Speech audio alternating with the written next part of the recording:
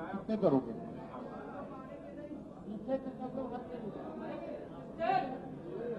चलो भाई, अब कैसे प्रेस वार्ता कैसे होगी?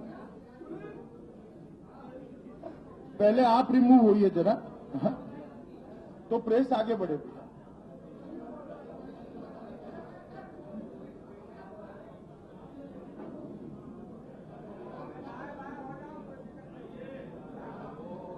सभी फोटोग्राफर मित्रों से आग्रह है वो कृपया पीछे चले जाएं। अब फोटो हो चुकी ताकि प्रेस वार्ता हो सके।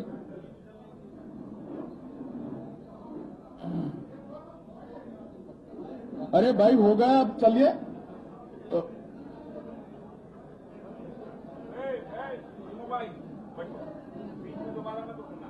अरे भाई हो गया, अब कितने फोटो लोगे? ऐसे ही आएंगे ना फोटो तो।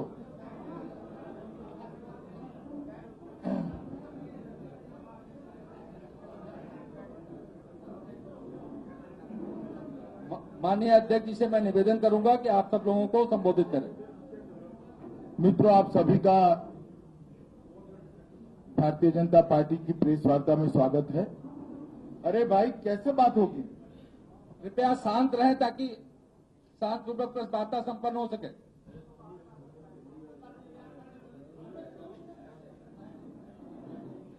कितने फोटो लिए मगर? आप सभी का भारतीय जनता पार्टी की प्रेस वार्ता में स्वागत है। अरे भाई ये कौन है? ओ भाई, ओ ऊपर आ जाओ आप।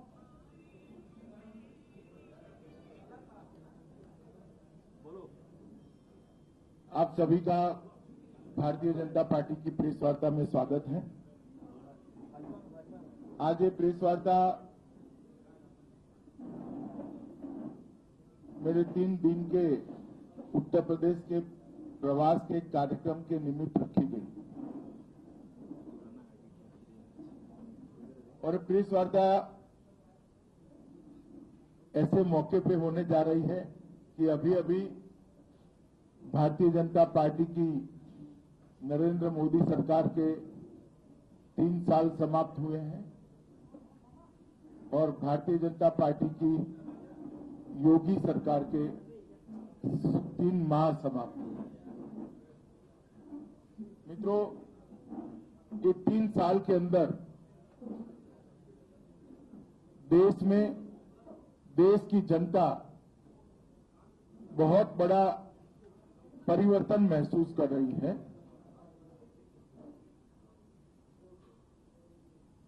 जब देश में भारतीय जनता पार्टी की सरकार आई, उसके पहले एक माहौल था, एक ऐसी सरकार 10 साल तक चली जिसमें हर महीने घपले, घोटाले, भ्रष्टाचार, स्कैम्स उजागर होते थे। करीब करीब 12 लाख करोड़ रुपए के घोटाले देश की जनता के सामने आए हुए थे। और उसके बाद एक ऐसी सरकार आई जो सरकार 3 साल से चल रही है। 3 साल में हमारे विरोधी भी हम पर भ्रष्टाचार का एक भी आरोप नहीं लगा पाए। नरेंद्र मोदी सरकार आने के पहले यूपीए की कांग्रेस पार्टी की डॉक्टर मनमोहन सिंह सरकार जो चल रही थी, वो सरकार के लिए कहा जाता था कि इसको पॉलिसी पैरालिसिस हुआ।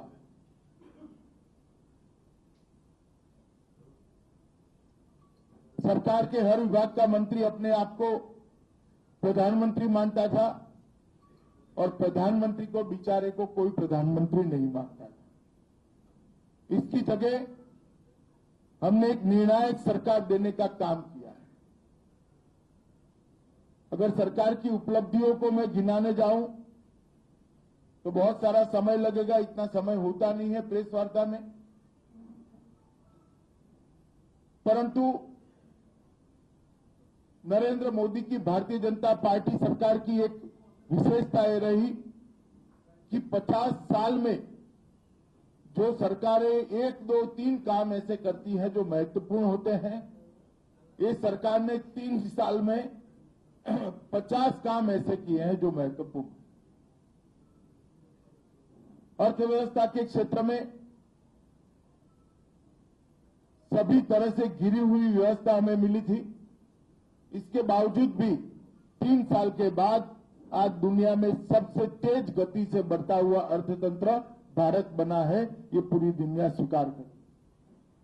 शेयर बाजार उसके सबसे ऊंची ऊंचाइयों को छूकर सर्वोच्च के शिखर के अपने रिकॉर्ड अपने आप तोड़ रहा है और सभी प्रकार के फाइनेंशियल डिसिप्लिन के पैरामीटर्स भारतीय जनता पार्टी की सरकार ने मेंटेन किए हैं।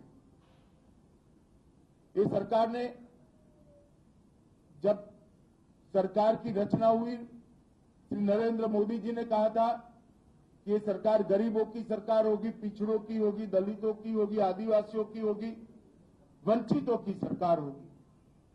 इस सरकार ने आने के बाद गरीब का जीवन स्तर ऊपर उठाने के लिए बहुत सारे कदम लिए हैं। 5 करोड़ ग्रामीण गरीबों को एलपीजी का सिलेंडर देने का लक्ष्य तय किया गया और इसमें से लगभग 2 करोड़ 60 लाख लोगों को सिलेंडर देने का काम समाप्त कर दिया गया। बीमा सुरक्षा के माध्यम से करोड़ों लोगों को बीमा की सुरक्षा चक्र दिया गया। मुद्रा बैंक योजना के माध्यम से 7 करोड़ 64 लाख युवाओं को, बेरोजगार गरीब युवाओं को स्वरोजगारी की दिशा में आगे बढ़ने के लिए 10,000 से लेकर 10 लाख का loan without any guarantee, without any guarantor देने का काम किया गया है। एक देश एक कर का स्वप्न काफी समय से देश की जनता देख रही थी। सभी पार्टियों को, सभी दलों की सरकार को, सभी राज्यों को संघीय ढांचे की भावना के अनुरूप साथ में लेकर जीएसटी को लागू किया गया है और आज एक देश एक कर का स्वप्न साकार हुआ दिखाई पड़ता है। सर्जिकल स्ट्राइक एक ऐसी घटना है जिसने पूरी दुनिया में देश को एक मजबूत इरादे वाले देश कर पहचान दी। सर्जिकल स्ट्राइक कर प्रधानमंत्री जी ने पूरे दुनिया के सामने एक संदेश रखा है कि हम हमारी सीमाओं की सुरक्षा के लिए गंभीर भी है, जागरूक भी है और अपनी आत्मरक्षा के लिए कोई भी कदम उठाने से हमें परहेज नहीं। 1 रैंक 1 पेंशन का मामला सन 73 से डिमांड चली आ रही थी। किसी भी सरकार ने सीमाओं पर, बर्फीली चौकियों पर, रण के रेगिस्तान में अपनी जवानी गलाते हुए जवानों को लिए संवेदना से नहीं सोचा। भारतीय जनता पार्टी की सरकार ने एक ही साल में 1 रैंक 1 पेंशन का मामला समाप्त कर देश के फौज के जवानों के मोराल को बढ़ाने का काम किया है और उनके त्याग और बलिदान को एक प्रकार से सम्मानित करने का काम किया है।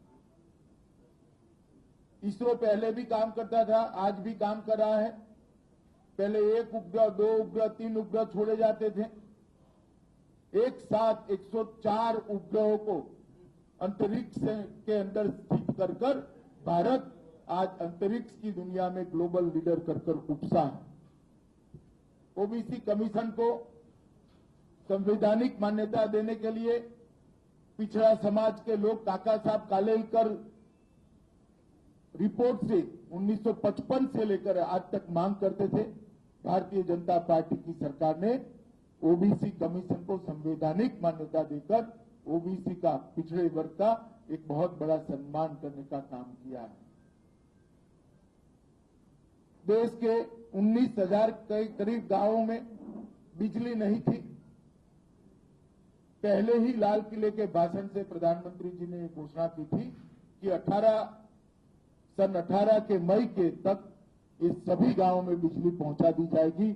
मुझे कहते हुए आनंद होता है कि 13,000 गांवों में बिजली पहुंचाने का काम समाप्त हुआ है और मई 2018 के पहले 19,000 गांवों में बिजली पहुंचा दी जाएगी। इस देश के गांव में जो गरीब रहते हैं, दलित रहते हैं, आदिवासी रहते हैं, वंचित रहते हैं, उनके घर में शौचालय नहीं है। ये पीड़ा को देश की कोई सरकार ने अब तक महसूस नहीं किया। भारतीय जनता पार्टी की सरकार ने सरकार के माध्यम से और जितने भी सरकारी उपक्रम मुनाफा करते हैं, उनके मुनाफे में से एक हिस्सा निकालकर शौचालय बनाने का निर्णय किया और लगभग 4.5 करोड़ शौचालय देश के गरीब के घर में बनाने का काम समाप्त हो गया। काले धन पर इस सरकार ने श्रेणीबद्ध कदम उठाकर एक कठोर प्रकार की मुहिम का आगाज किया है।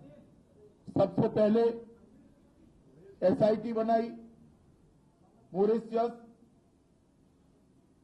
सिंगापुर, ये सारे रूट जहां से काला धन आता था उसको बंद कर दिए गए। उसके बाद में नोटबंदी के माध्यम से अरबों खरबों का काला धन जो धन कुबेरों के घर पे पड़ा था वो आज व्यवस्था में आया है। उसके बाद बेनामी संपत्ति का कानून बनाकर हम आए और बेनामी संपत्ति रखने वालों पर कठोर कार्यवाही कर पाए, इस प्रकार की स्थिति का निर्माण किया। सेल कंपनियों पर एक बहुत बड़ा अभियान लेकर उसको बंद करने की दिशा में सरकार आगे बढ़ी है। और सबसे बड़ी बात कि चुनावी राजनीति को काले धन की गिरफ्त में से छुड़ाने के लिए जो राजनीतिक दलों का चंदे लेने की मर्यादा 20,000 थी कैश की, उसको घटाकर 2,000 कर दिया गया। मैं मानता हूं मित्रों कि आजादी के बाद काले धन के लिए इतना बड़ा श्रेणीबद्ध वैज्ञानिक तरीके से कभी स्टेप्स नहीं उठाए गए। योगा दिन के माध्यम से भारत की संस्कृति और भारत के पुरखों ने, हमारे ऋषि मुनियों ने किए हुए आविष्कार को पूरे विश्व में सम्मान मिले, इसके लिए नरेंद्र मोदी जी ने एक यूएन असेंबली के सामने अपील की थी और पूरी दुनिया ने इसको स्वीकार कर दिया। 3 साल से 21 जून को आज पूरी दुनिया योगा दिन मना रही है और भारत की संस्कृति का परचम पूरी दुनिया में ऊंचा उठा है। पेरिस जलवायु सम्मेलन के अंदर जिस प्रकार की लीड भारत सरकार ने ली, प्रधानमंत्री जी नरेंद्र मोदी ने ली, इसके कारण जलवायु के क्षेत्र के अंदर, ग्लोबल वार्मिंग के क्षेत्र के अंदर आज भारत एक वैश्विक नेतृत्व दे रहा है, ग्लोबल लीडर बनकर उठा है। जेनेरिक दवाओं के हजारों स्टोर देश भर में खोलकर उसका जाला बुनकर इस देश के गरीबों के स्वास्थ्य लाभ करने का अधिकार भी इस सरकार ने दिया है। 30% से 180% तक दवाइयों के दाम जेनेरिक दवा के कारण सस्ते हुए। जब दिल का मरीज इलाज कराने के लिए जाता था और स्टेंट के भाव सुनता था तो उसी को बेचारे को भाव सुनकर ही हार्ट अटैक आ जाता था। 50,000 से लेकर 1.5 लाख तक स्टेंट की कीमत थी।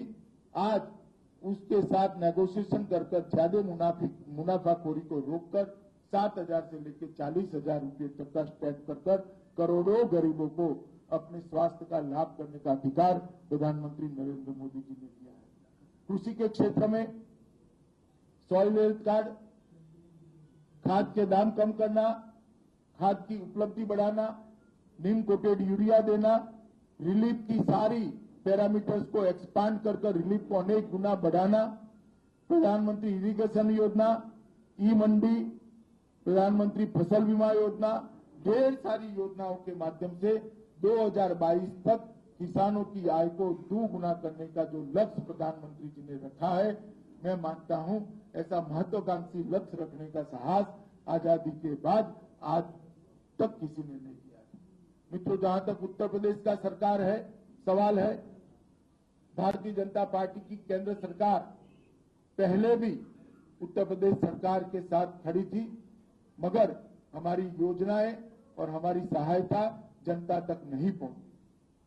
राज्य में योगी सरकार, भाजपा सरकार बनने के बाद केंद्र सरकार और अडिगता के साथ उत्तर प्रदेश को सहायता करने के लिए आगे बढ़ी है। मैं सिर्फ 13वें वित्त आयोग और 14वें वित्त आयोग का डिफरेंस आपको सुनाना चाहता हूं। 13वां वित्त आयोग जो यूपीए सरकार को रिप्रेजेंट करता है, उसमें केंद्रीय करों में यूपी का हिस्सा था 2,80,467 करोड़ 5 साल में, और 14वां वित्त आयोग जो एनडीए की सरकार का, भाजपा सरकार का, मोदी सरकार का कालखंड है, उसमें 2,80,000 करोड़ से बढ़ाकर 7,10,000 करोड़ किया गया है। 2.5 गुना बढ़ाया गया है। मतलब 5 साल में 4,30,499 करोड़ की बढ़ोतरी करने का काम किया है। अनुदान सहायता जो पहले 24,000 करोड़ मिला करती थी, उसको बढ़ाकर 48,000 करोड़ करने का काम किया है। मतलब 2 गुना किया है। राज्य आपदा प्रतिक्रिया निधि, डिजास्टर रिलीफ फंड, उसमें 1,597 करोड़ रुपया, लगभग 1,600 करोड़ रुपया मिलता था। अब 2,797 करोड़, मतलब 2,800 करोड़ रुपया दिया है। 1.5 गुना उसमें बढ़ोतरी हुई। लोकल बॉडीज ग्रांट के अंदर पहले सिर्फ 523 करोड़ रुपया उत्तर प्रदेश को दिया जाता था। अब लोकल बॉडी ग्रांट के अंदर 46,026 करोड़ रुपया दिया जाता है। मतलब 88 टाइम बढ़ोतरी हुई। इस सारों का योग मिला दे तो 4,77,805 करोड़ रुपया 5 साल में उत्तर प्रदेश को ज्यादा मिलेगा। इसके साथ साथ केंद्रीय योजनाओं में मुद्रा लोन में 72 लाख लाभार्थियों को फायदा मिला है। स्मार्ट सिटी में 571 करोड़, वाराणसी मथुरा हृदय के लिए 129 करोड़, अमृत मिशन के तहत 161 शहरों में 11,421 करोड़, गोरखपुर यूरिया प्लांट 6,000 करोड़, बनारस के 8 highway 8,000 crore, Kashi package 572 crore, Banaras trauma centre 150 crore, integrated power development 617 crore, rail विकास के लिए 36,000 करोड़, स्वच्छ भारत मिशन के लिए 168 करोड़, नमामि गंगे के लिए 3668 करोड़, गंगा सीवरेज के लिए 7,400 करोड़, लखनऊ मेट्रो के लिए 6,880 करोड़, नेशनल वाटरवे के लिए 169 crore, Eklavya medical residential school के लिए 700 करोड़, मुद्रा स्वास्थ्य प्रबंधन कार्ड के लिए 60 करोड़, प्रधानमंत्री Awas Yojana 200 crore, border area development plan के लिए 136 करोड़। ढेर सारे ऐसे हैं, मैं कुछ ही पढ़ता हूं। पूर्वांचल एक्सप्रेसवे के लिए 2100 करोड़, दीनदयाल ग्राम ज्योति योजना के लिए 6 करोड़, आईटीडीएस योजना के लिए 1,000 करोड़, सिंचाई सुविधा के लिए, बाढ़ प्रबंधन के लिए 2,900 करोड़, मार्ग का चौड़ीकरण के लिए 7,500 करोड़, ग्रामीण क्षेत्र में सरफेस सोर्स आधारित पेयजल के लिए 2,600 करोड़, नगरीय क्षेत्र में पेयजल के लिए 2,300 करोड़ और बोरिंग रिचार्ज और चेक डैम के लिए 500 करोड़। कुल मिलाकर अतिरिक्त 4,77 करोड़ के अलावे 1,39,052 करोड़ रुपया अतिरिक्त उत्तर प्रदेश को सहायता दी है। प्रधानमंत्री जनधन खाते लगभग 4.5 करोड़ उत्तर प्रदेश में खुले हैं। 25 करोड़ एलईडी बल्ब का वितरण किया गया है और उज्ज्वला योजना के तहत 59 लाख एलपीजी कनेक्शन देने का काम हो गया है और उज्ज्वल डिस्कॉम योजना के तहत 33,000 करोड़ और दे दिए गए हैं। ये सब का अगर योग करते हैं तो 6,57,219 करोड़ रुपया ये 3 वर्ष में दे दिए गए हैं। मैं पहले जो 477 बोला उसका डिवाइडेड बाय 5 कर मल्टीप्लाई बाय 3 कर 3 साल में नेट दिए गई राशि है 6,57,219 करोड़। पहले जो मिलता था इससे 2.3 टाइम ज्यादा। यूपीए सरकार ने जो उसको दिया था उससे ज्यादा है। योगी सरकार बनने के बाद बिजली की परिस्थिति में भी बहुत अच्छा सुधार हुआ है। आप सभी महसूस करते होंगे। किसानों की ऋण माफी कर दी गई है। लगभग 38 लाख टन गेहूं की क्रय करने का काम किया है। उसमें आड़तियों को साइड में रखकर सीधा इलेक्ट्रॉनिक ट्रांसफर किसान के अकाउंट में कर दिया गया है। गड्ढा भरने से लेकर बिजली के क्षेत्र में बहुत सारे सुधार, इरिगेशन में बहुत सारे सुधार। गन्ना के अंदर आजादी के बाद सबसे पहली बार जो देय राशि थी उसके 90.58% भुगतान ये 3 महीने के अंदर करने का काम समाप्त कर दिया है। यही बताता है 3 साल जो भुगतान नहीं होता था, ये सपा बसपा की मिली भगत के कारण नहीं होता था चीनी मिलों के साथ। आज योगी सरकार बनने के बाद, भारतीय जनता पार्टी की सरकार बनने के बाद 90.58% गन्ना का भुगतान हो गया है। मैं मानता हूं ये बहुत बड़ी उपलब्धि है।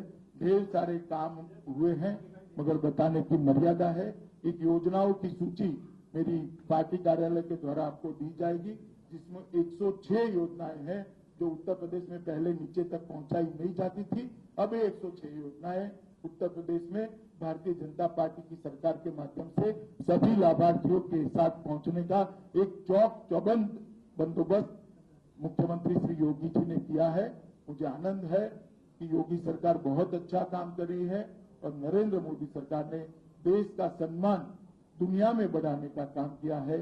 ये 3 साल के बाद निर्विवाद रूप से हम कह सकते हैं नरेंद्र मोदी जी आजादी के बाद के सबसे लोकप्रिय प्रधानमंत्री बनकर उपसे हैं और ये भारतीय जनता पार्टी के लिए बड़ा हर्ष का विषय है। उनके नेतृत्व में राजनीति में से परिवारवाद, जातिवाद और तुष्टीकरण, ये तीनों नासुरों को समाप्त करने में भारतीय जनता पार्टी को सफलता मिली है। अब आप आपके सवाल पूछ सकते हैं, यहां से एक एक नाम बोलेंगे। और दूसरी बात, कोई जल्दबाजी मत करे, कोई उंगली कड़ी नहीं होगी तभी जाऊंगा मैं। आराम से रहिए आप। सभी मित्रों का आग्रह है कि अपना नाम और अपने संस्थान का नाम बोल करके। अध्यक्ष जी, मेरा नाम नरेंद्र श्रीवास्तव है, मैं यूएनआई में हूँ। अध्यक्ष जी, आप पूरे देश के प्रवास पर निकले हैं, ये शायद 16वां राज्य है आपका। इस प्रवास के दौरान आप 2019 में भारतीय जनता पार्टी की स्थिति क्या देख रहे हैं और जो भी देख रहे हैं उसका आधार क्या है? देखिए, 19 में भारतीय जनता पार्टी बड़ी मजबूती से, इससे भी बड़े बहुमत के साथ सरकार बनाएगी। इसमें मुझे लगता है, न केवल मुझे, देश की जनता को भी अब संशय नहीं है और उसका आधार केवल और केवल विकास और सुशासन है। जिस तरह से नरेंद्र मोदी सरकार ने 3 साल के लिए काम किया है और हमारी राज्य सरकारें, 13 राज्य सरकारें जिस प्रकार से अच्छा काम करी है, मुझे लगता है देश की जनता हमें फिर से एक बार ज्यादा प्रबलता से सेवा करने का मौका देगी। मैं प्रांशु मिश्रा हूं नेटवर्क 18 से। 2 सवाल है। एक तो गुजरात में जो हो रहा है, जो कांग्रेस में शायद चलते टूट हुई थी, वो बैंगलोर ले गए और अब परेड करा के कह रहे हैं कि भारतीय जनता पार्टी दबाव डालते हो रही है। इस पर आप प्रतिक्रिया जाना चाहेंगे? इसमें मैं एक ही बात करना चाहता हूं, गुजरात में तो चलो ये आरोप झूठा ही झूठा सही कोई मान सकता है, बेंगलोर में क्यों कमरे में बंद करके रखे हैं? आप समझ रहे हो मेरी बात? वहां तो उनकी सरकार है भैया, वहां तो घूमने दो, बेचारों को कमरों में बंद कर क्यों रखा है? सर, एक दूसरा सवाल मैं पूछना था कि आप जब आप राज्यसभा जा रहे हैं गुजरात से, उसके बाद एक पॉलिटिकल चर्चा चल रही है कि आपको रोल रिवर्सल हो सकता है, you can go into cabinet. इस पर आप कुछ बोलना कोई सवाल नहीं है। मेरे पर भारतीय जनता पार्टी के अध्यक्ष का दायित्व है और मैं काम से संतुष्ट भी हूं, प्रसन्न भी हूं और बड़ी तन्मयता के साथ कर रहा हूं। आप लोग धक्का मत लगाइए। अध्यक्ष जी, मेरा सवाल है, मैं मनीष कुमार मिश्रा हूँ, भारत समाचार। अध्यक्ष जी, एक एक करके सभी साहब अध्यक्ष जी, यहाँ से जो नाम बोला जाएगा वही पूछेगा भाई। बैठ जाइए। यहाँ से जो नाम बोला जाएगा वही पूछेगा। ऐसे डिक्टेट मत करिए, वो बोलेंगे ना आपको पूछने देंगे। मैं तब तक नहीं जाऊंगा जब तक आपका सवाल न ले। अध्यक्ष जी, मैं मनीष कुमार मिश्रा हूँ, भारत समाचार। अध्यक्ष जी, आपने कहा था कि अभी कुछ 2-3 दिन पहले आपके प्रवास से पहले अखिलेश यादव ने सीधा आरोप लगाया कि जो उत्तर प्रदेश में पहले हमारे ऊपर आरोप लगते थे कि हमको धन दिया जाता, हम उसका इस्तेमाल नहीं करते, तमाम बातें की गई, जो कल्याण संकल्प पत्र में चीजें। लेकिन 4 महीने सरकार बने हो गए, 21 महीने मैंने एक्सप्रेस वे बना दिए, मेट्रो बना दी, ये चीजें बीजेपी के लोगों को पसंद नहीं आती हैं। तो क्या 21 महीने के अंदर से कम समय में पूर्वांचल एक्सप्रेस वे या वैसा ही एक्सप्रेस वे बना पाएंगे? ना अखिलेश जैसा बनाना नहीं चाहते, जिस पर गाड़ी चल सके ऐसा बनाना चाहते। आप समझ रहे हैं मेरी बात? ना वो एक्सप्रेस वे पे गाड़ी चल रही है, ना मेट्रो चल रही है। आप आपकी पत्नी को लेकर मेट्रो में बैठ कर जरा सैर लटा लगा कर आइए। ऐसी मेट्रो हम बनाना नहीं चाहते। ऐसी मेट्रो बनाना चाहते हैं जो चले। घोषणा की ये काम करना नहीं चाहते, निश्चित कॉन्क्रीट काम करना चाहते हैं। और आपको भी मालूम है कि 3 महीने में ये नहीं हो सकता। अध्यक्ष जी, आनंद राय जी, मैं आनंद राय दैनिक जागरण से हूँ। उत्तर भारत में आपने भारतीय जनता पार्टी को मजबूती दी है और किला मजबूत कर लिया है, लेकिन दक्षिण भारत में आप बहुत कमजोर हैं। वहां के लिए आपकी क्या योजना है? पहले उत्तर के लिए भी ऐसा कहते थे। रजत जी।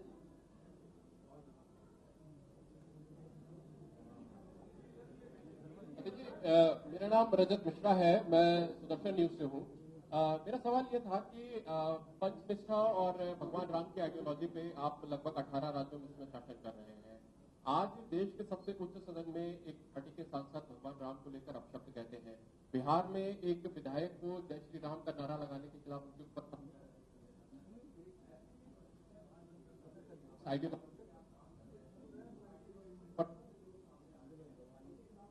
कार्रवाई, इसको लेकर भारतीय पार्टी की कोई रणनीति है? देखिए, देश के संविधान में किसी को भी मुकदमा दर्ज करने से कोई रोक नहीं सकता। मुकदमा दर्ज करने का आपको भी अधिकार है, मुकदमा दर्ज करने वाले पर आप कर दो, वो भी दर्ज हो जाएगा। यहाँ किसी को कोई रोक नहीं सकता। भाई न्यायालय अपनी बुद्धिमत्ता से और अपने न्याय के पैरामीटर्स के आधार पर निर्णय करता है, और ये ऐसी बातें समाचारों में घूमती, आगे नहीं बढ़ती। हाँ भाई, नाम बोलो। एक मिनट। हाँ अध्यक्ष जी, मैं विद्याशंकर राय हूँ, इंडो एशियन न्यूज सर्विस से। मैं आपसे ये जानना चाहता हूँ कि आपने 3 दिन बैठक ली है, आपने सारे कुछ गिना दिया कि इतने हजार करोड़ हमने दिए। क्या कानून व्यवस्था को लेकर आपने कुछ सरकार को दिशा निर्देश दिया है कि 3 महीने में लगातार चर्चा हो रही है? दिशा निर्देश लेने की जरूरत नहीं है। सरकार कानून और व्यवस्था के लिए भी बहुत अच्छे से आगे बढ़ी, मगर जिस प्रकार से यूपी के अंदर प्रशासन का राजनीतिकरण हुआ है, उसको सुधारने में थोड़ा समय लगेगा, और बहुत दृढ़ता के साथ भारतीय जनता पार्टी की सरकार आगे बढ़ रही है। मैं उत्तर प्रदेश की जनता को आश्वस्त करना चाहता हूं कि आप भरोसा रखिए कि अन्य राज्यों की तरह उत्तर प्रदेश के अंदर भी कानून का ही राज होगा। शोभित मिश्रा जी, हिंदुस्तान से।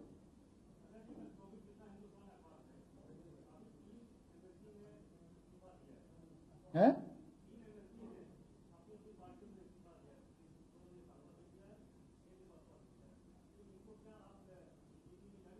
मुझे मालूम नहीं है, पार्टी ने यहाँ जो योजना बनी होगी, इन्होंने संपर्क किया होगा, तो मेरे पास ऐसी बातें नहीं आती। उत्कर्ष चतुर्वेदी।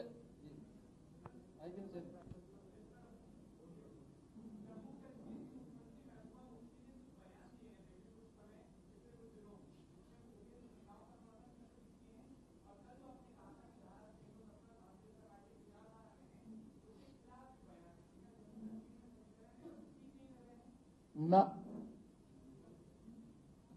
विजय उपाध्याय जी, दैनिक भास्कर।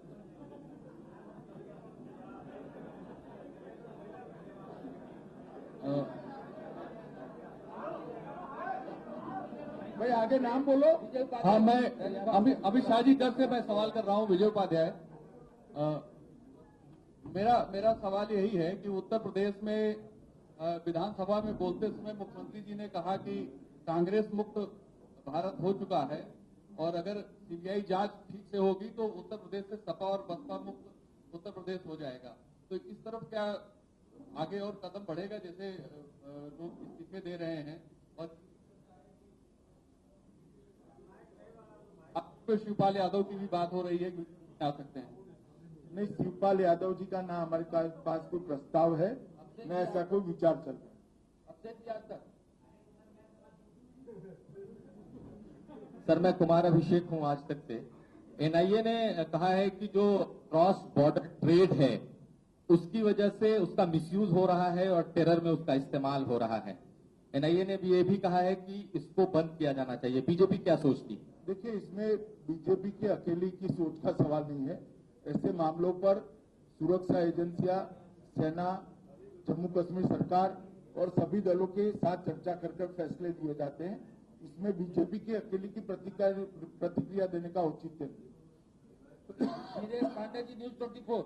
वीरेश पांडे जी, न्यूज 24।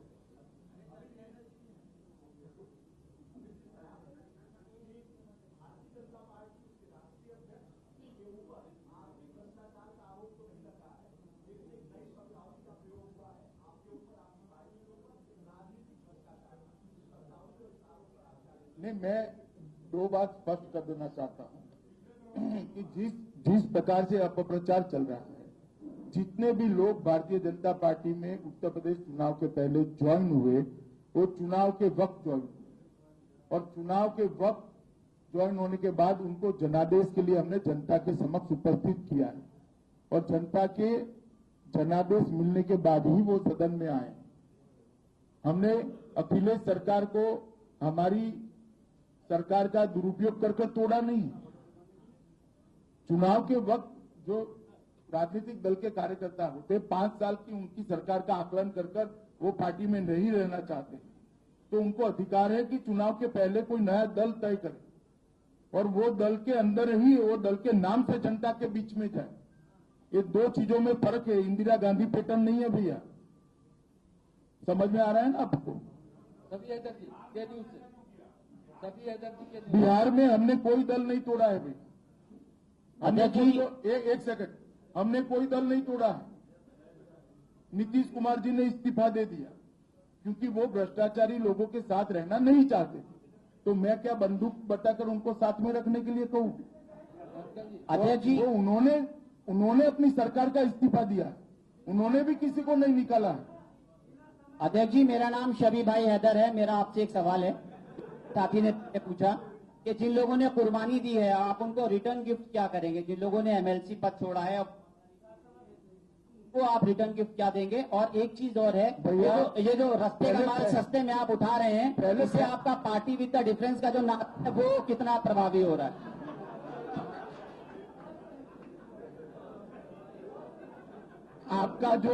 आपका जो सवाल है ना रिटर्न गिफ्ट का, आप ढूंढते रह जाना, ये हमारी पार्टी की डिक्शनरी में नहीं होता है। अनामिका जी एक जन से, अनामिका जी। अमित सर, आप 3 दिन से मंथन कर रहे हैं सरकार में, संगठन में, कार्यकर्ताओं से आपने बहुत बताया भी है, बात की है, और क्या कुछ बदलाव भी हुई है संगठन और सरकार में? चर्चा है कि कैबिनेट विस्तार हो सकता है, साथ ही साथ में प्रदेश संगठन की कोई ऐलान? शुद्ध रूप से संगठनात्मक रिव्यू के लिए बैठक थी, इस प्रकार के फैसलों के लिए बैठक थी। प्रभात त्रिपाठी।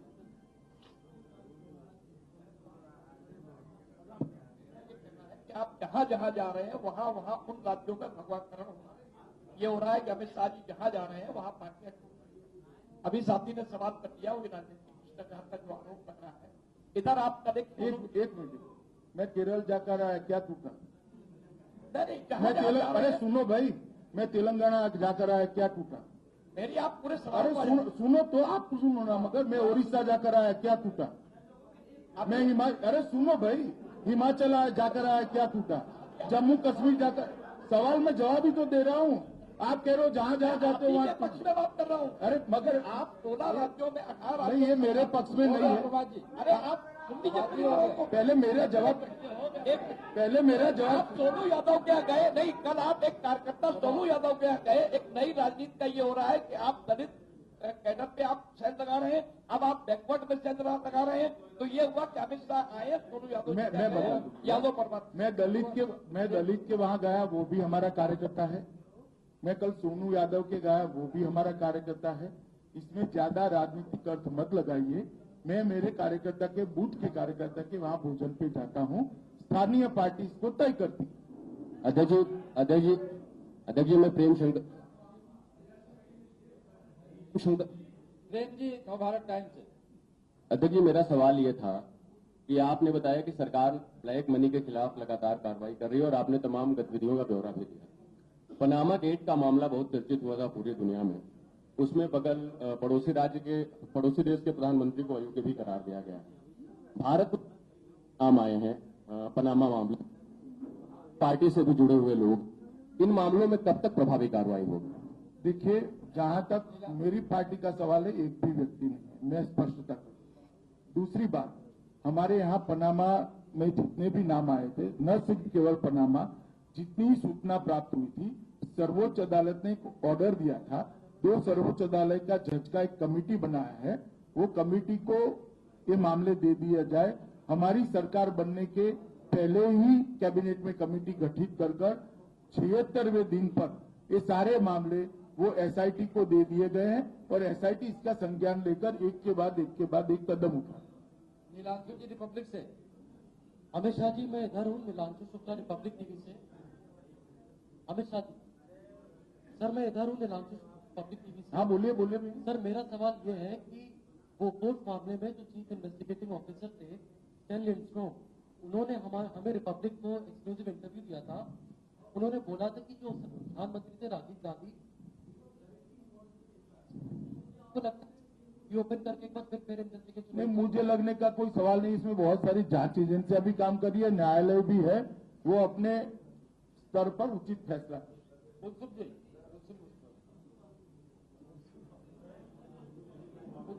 जी,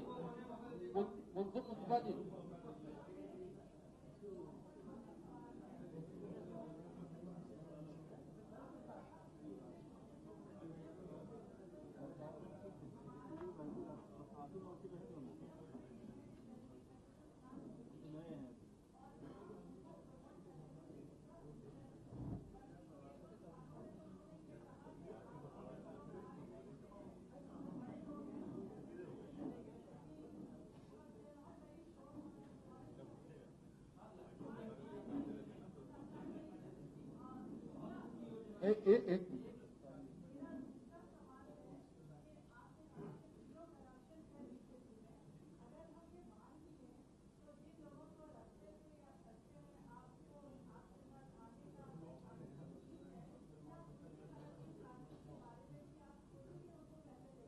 अगर है तो जरूर सोचिए। और दूसरा जेनरिक दवाइयों का जहां तक सवाल है, सरकार ने कभी नहीं कहा कि जेनरिक दवाई आने के बाद बाकी दवाइयां बंद हो जाएगी। जेनरिक दवाइयों की अलग दुकानें खुली हुई है जहां 100% जेनरिक दवाइयां मिलती है और वो स्टोर पर सारी जेनरिक दवाइयां उपलब्ध है। और तीसरी बात, अगर कहीं कमी है भी तो एक नई व्यवस्था है, एक अच्छी शुरुआत करी है। कमियां है तो इसका रिव्यू करके उसको और स्ट्रेंथ ही करेंगे, मगर जेनरिक स्टोर अलग खुले हैं, वहां ज्यादातर रोजमर्रा की दवाएं उपलब्ध है। सर मैं अभिषेक मिश्रा हूँ, प्राइम न्यूज से। आपने कहा कि देश की सुरक्षा के लिए हम हर संभव कदम उठाएंगे और उसके लिए प्रयासरत हैं, लेकिन देखने को मिले जो सीएजी की रिपोर्ट आई थी उसमें कहा था कि 10 दिन से ज्यादा का हमारे पास गोला बारूद नहीं है जंग के लिए। अरुण जी ने रिएक्शन देकर इसको खारिज कर दिया सर, लेकिन लगातार चाइना आके तरे रहा है, उसके लिए कुछ सोच। अरे भाई ये सोच प्रेस वार्ता में होगी क्या? अरुण जी ने जो सीएजी का जो रिपोर्ट आया था, अरुण जी ने सदन के अंदर एक ऑफिशियल स्टेटमेंट, अरे भाई सुनो ना, किस तरह से कंडक्ट करे हो? अरुण जी ने एक अधिकृत बयान राज्यसभा में देकर इसको स्थिति को राज्यसभा के सामने स्पष्ट कर। रंजना जी टीवी से। सर मैं रंजना हूँ ईटीवी से। आप संगठनात्मक बैठक कर रहे हैं, दौरा कर रहे हैं, 16वां स्टेट है, तीसरा दिन है आज आपका। संगठन को लेकर के, क्योंकि प्रदेश अध्यक्ष को लेकर भी तमाम चर्चाएं हैं, क्या उससे भी आपने कुछ मंथन किया? बहुत मंथन चला आपका। उसमें ऐसी बड़ी बैठकों में चर्चा नहीं हो रही, मगर जरूर चर्चा हो रही है। नया अध्यक्ष तय होते ही केशव जी पूर्ण समय सरकार का काम करें। अध्यक्ष जी, मैं एपीएन न्यूज चैनल में हूँ। मेरी ये मांग है कि संत समाज की भाजपा पर बड़ी कृपा रही है और संत समाज की एक बड़ी मांग थी कि भारतीय जनता पार्टी की बहुमत से केंद्र में सरकार आई है, तो क्या गौ मंत्रालय बनाने पर विचार कर रहे हैं आप लोग? ऐसा कुछ है? बहुत सारी दरखास्तें हैं, इस पर विचार चल ही रहा है। सचिन मुद्गल जी, अमर उजाला से। सर मैं सचिन हूँ, अमर उजाला से। सर योगी और नियत पर शक नहीं है। सर योगी सरकार की नीति और नियत पर किसी को शक नहीं है, लेकिन आपके कार्यकर्ता, विधायक और सांसद वो 3 महीने की सरकार में असंतोष जाहिर कर रहे हैं, लखनऊ से लेकर दिल्ली तक शिकायतें कर रहे हैं। ठीक है, चुनाव आते आते सब ठीक हो जाएगा। धन्यवाद मित्रों। नरेंद्र जी सवाल हो चुके। बैठो पूछो भाई। एक सेकंड, अरे एक सेकंड रुक जाइए। नहीं, किसने कहा? मगर जिसने सवाल नहीं पूछा है वो लोग एक एक करके हाथ खड़ा करे, सबको मौका दे। चलिए। हाँ, भट्टी बोलिए। भट्टी बोलिए। अमित शाह जी, मैं आरसी भट्ट हूँ, एडिटर हूँ न्यूज वर्ल्ड टीवी चैनल में।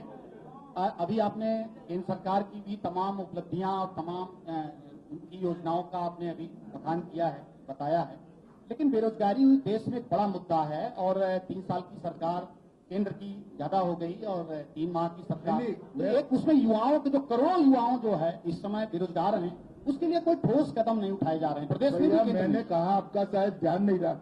अरे सुनिए पीछे भाई, आपका ध्यान नहीं रहा।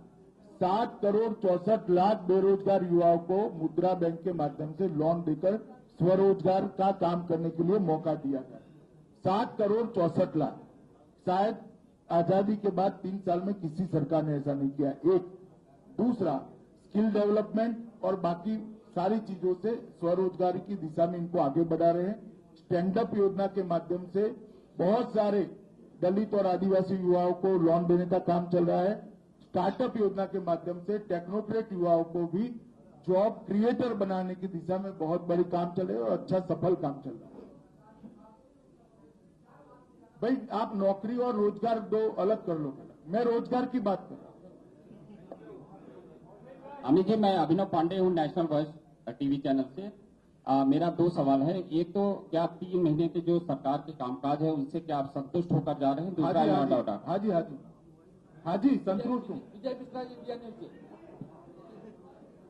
मैं मगर संतुष्ट हूँ। अमित जी इधर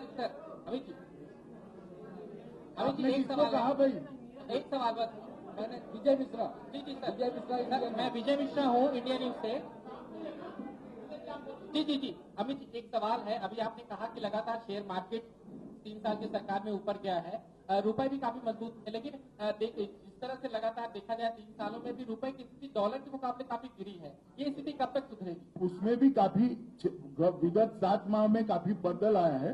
रुपया ने कंसोलिडेट किया है और धीरे धीरे जैसे ही स्थितियां सुधरेगी अपने आप कंसोलिडेट हो जाएगा।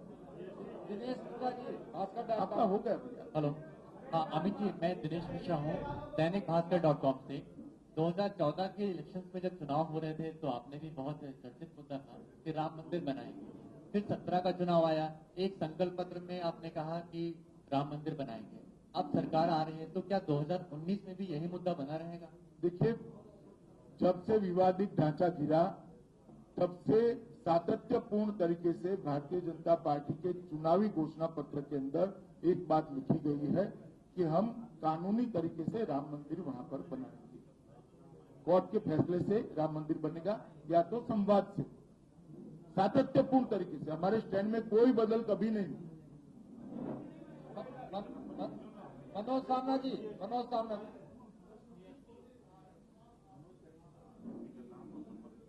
योगी जी ने भी कहा है।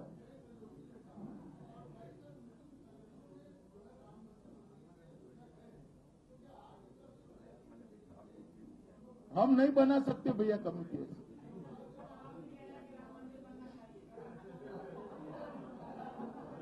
मनोज जी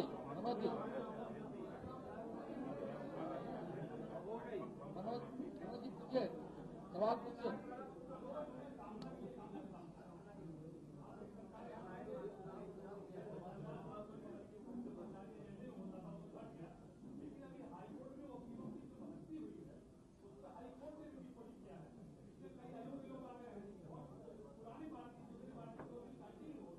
हम हाईकोर्ट की टिप्पणी का सम्मान करते हैं, इस पर पुनः विचार करेंगे। रुचि जी, इंडिया न्यूज से।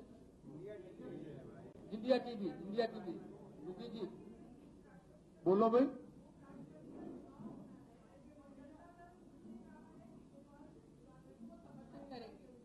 उपराष्ट्रपति का चुनाव होना है और जनता दल यू का कहना है कि गोपाल कृष्ण गांधी का समर्थन करेंगे, तो इसका क्या असर पड़ेगा? थोड़े दिन राह देखिए चुनाव तक। अभिषेक मिश्रा जी, लाइव टुडे से। दूसरा सवाल ये है मेरा कि नीतीश कुमार को जो सफाई को लेकर मुहिम है वो छिड़ी हुई है, लगातार वो लोग आह्वान कर रहे हैं, लेकिन जिस तरीके से कंपनियों को काम मिलना चाहिए था सॉलिड वेस्ट मैनेजमेंट का, जिस तरीके से देखने को मिल रहा है, सफाई अभी भी नहीं हो रही है। लखनऊ राजधानी की आप जाएंगे तो कूड़ा कूड़ा दिखेगा, हालांकि आपके प्रोटोकॉल के पहले सफाई हो जाती है, आम जनता को सफाई नहीं मिलती। नहीं, उसको और सुदृढ़ करना चाहिए। न्यूज नेशन से न्यूज नेशन से। अमित जी, मैं रतीश द्विवेदी न्यूज नेशन से। अमित जी डोकलम को लेकर के चाइना जो है वो लगातार सख्त बयान दे रहा है, सख्त रवैया अपनाए हुए है। चाइना को लेकर के पीएम का भी बयान आया है। भारतीय जनता पार्टी अरे भाई कुछ सुना ही नहीं पड़ता क्या। खड़े हो सतीश जी, खड़े हो खड़े चाइना को लेकर डोकलम को लेकर के चाइना के लगातार सख्त बयान आ रहे हैं। भारत सरकार भी इस पर बयान दे रही है, लेकिन जिस तरीके से कल प्रधानमंत्री का बयान आया है, जिस तरीके से देखते हैं दुनिया की सबसे बड़ी पार्टी के आप अध्यक्ष हैं, भारतीय जनता पार्टी के अध्यक्ष होने के नाते चाइना को जो सामान है उस तरीके से बहिष्कार करने की बात भी प्रधानमंत्री ने ऐसा नहीं कहा। आप इसको मिस इंटरप्रिट मत करो। उदित माथुर जी, मेरा सवाल ये है कि पिछले दिनों जो लॉ एंड ऑर्डर आपको विरासत से मिला उसको लेके आप लोग बहुत मुखर विरोध करते रहे और हम लोगों के सामने एक ऐसा जघन्य अपराध आया जिसको लेकर के आपकी पूरी पार्टी विरोध करती रही। शाहजहांपुर में एक जर्नलिस्ट को जिंदा जला दिया गया, जागेंद्र सिंह ठाकुर जागेंद्र सिंह को, और आप उस समय सीबीआई जांच की मांग करते थे, लेकिन जब से सरकार बनी है उस फ्रंट पे कुछ नहीं हुआ।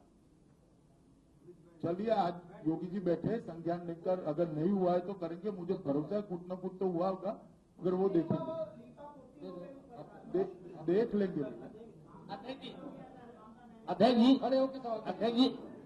अध्यक्ष जी एक सवाल है हम लोग का। आप केंद्र की नीतियों के बारे में बात करते हैं, लाखों लोगों को रोजगार की व्यवस्था हो रही है, लेकिन एक सूचना प्रसारण मंत्रालय डीएपी जो है ऐसी नीति लागू करती है जिससे कि हजारों लाखों पत्रकार बेरोजगार हो जाएंगे और उसमें अखबारों को बंदी के कगार पर आ जाएंगे। सारे अखबार बंदी के कगार पर। कुछ लीक कर दे दो, मैं मुझे मालूम नहीं। चलो तो इसके साथ समाप्त करें। धन्यवाद। मित्रों जलपान की बाहर जलपान की व्यवस्था है। सभी पत्रकार मित्रों से आग्रह को जलपान करके जाएंगे। धन्यवाद मित्रों।